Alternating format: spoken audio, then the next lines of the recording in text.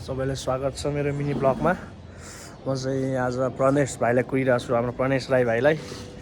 अनि आज हाम्रो निश्चल शेष भाइको बिहे छ, आज मेहन्दीको कार्यक्रम छ। अनि त्यही भएर ठ्याक्कै पलायो भाइको। भाइ किधर यहाँ त्यो मलाई त्यो हामी फुलमालाहरू किनेको थियो नि सुटिङको लागि, एम्बरको अपोजिट पुलदेखि भित्र आऊ न। त्यो के अरे अस्ति हामी फुलहरू किनेको थियो नि सुटिङको लागि, फायरबुङ सिनेमाको लागि, त्यही होला। र भाइ आइसकेको छ। हामीलाई चाहिँ 2 बजे बोलाएको थियो, 3 बज्न लाग्यो। हाम्रो दाइको पसलमा टक्क यहाँ कुहिरहेको छु।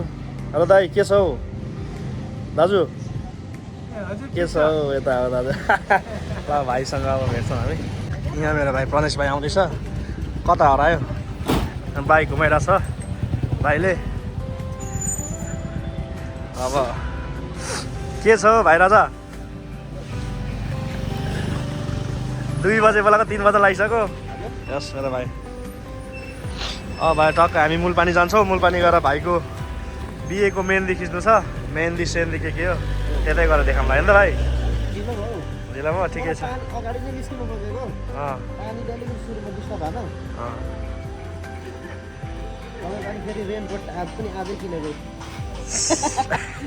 कति सयको? कति मकैको? कति मकैको? कतिको होला भन्नु त? 1500? 100 छ नि त चाहिँ। 100 रुपियाँ 5 रुपियाँ पनि मिस्टेक खाएन। ठिक छ। अब कपन यो बुढालीले कण्ठा हरियो पुलमा छौँ। अब हामी यहाँबाट डाइरेक्ट लाग्नेछौँ बिहे घरतिर। अब बिहे घरतिरै भेटौँला।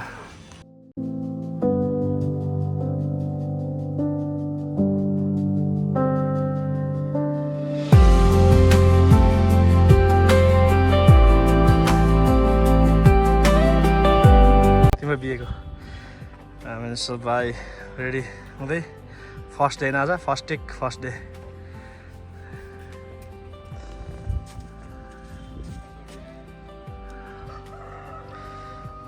हेलो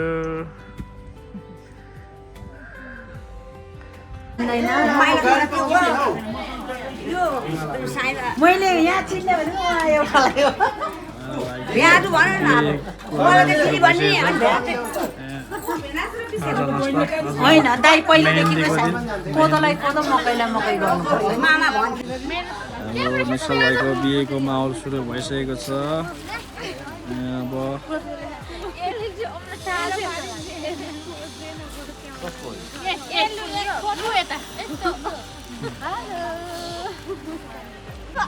डाँडा ताने होला के? सोधेर आउँछु मामालाई।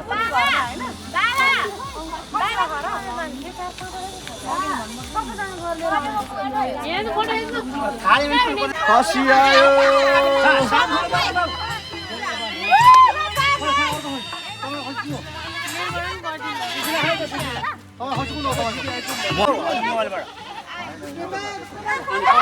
यताबाट धेरै टर्नै खसी आयो त हौ। के हो? त्यो कसमा खस्यो? अर्को अर्को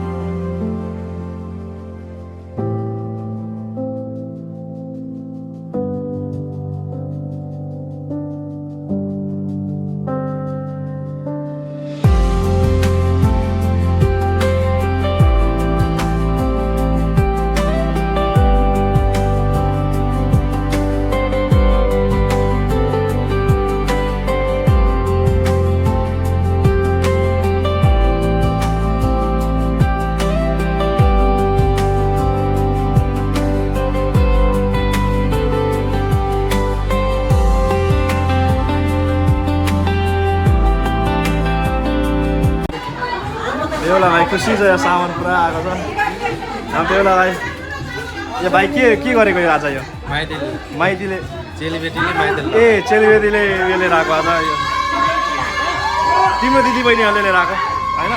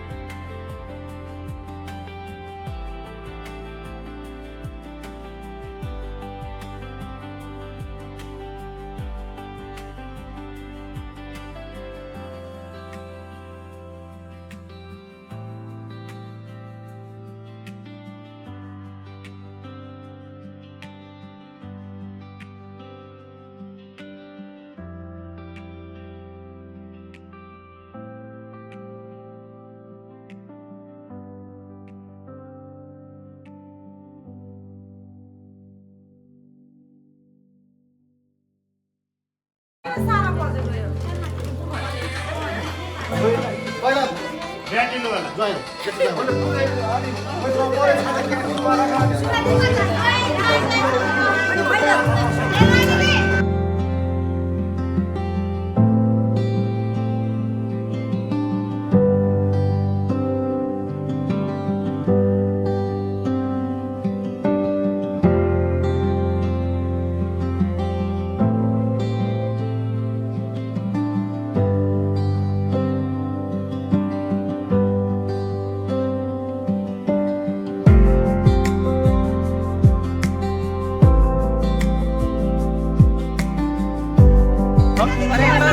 काजल चाहिँ मलाई हाल्नु के लिएर जान्छ काजल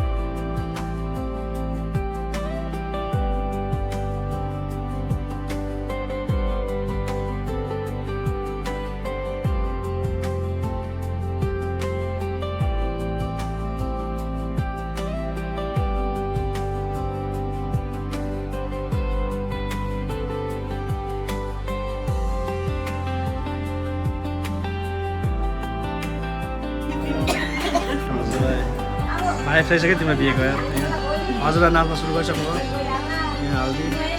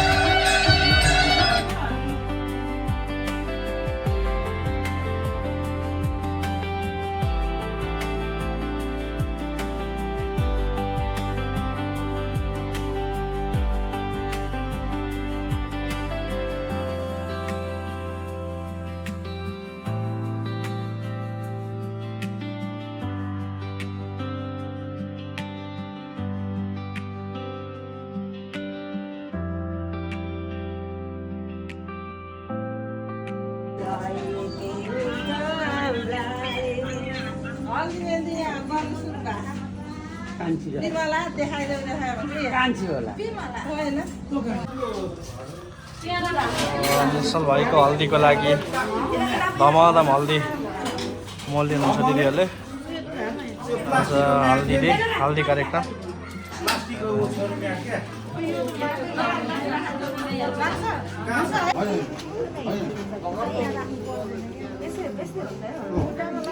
मालिकलाई नबोक्ने जस्तो हो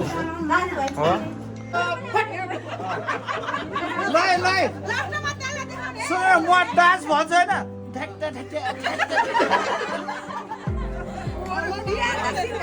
सबै गएको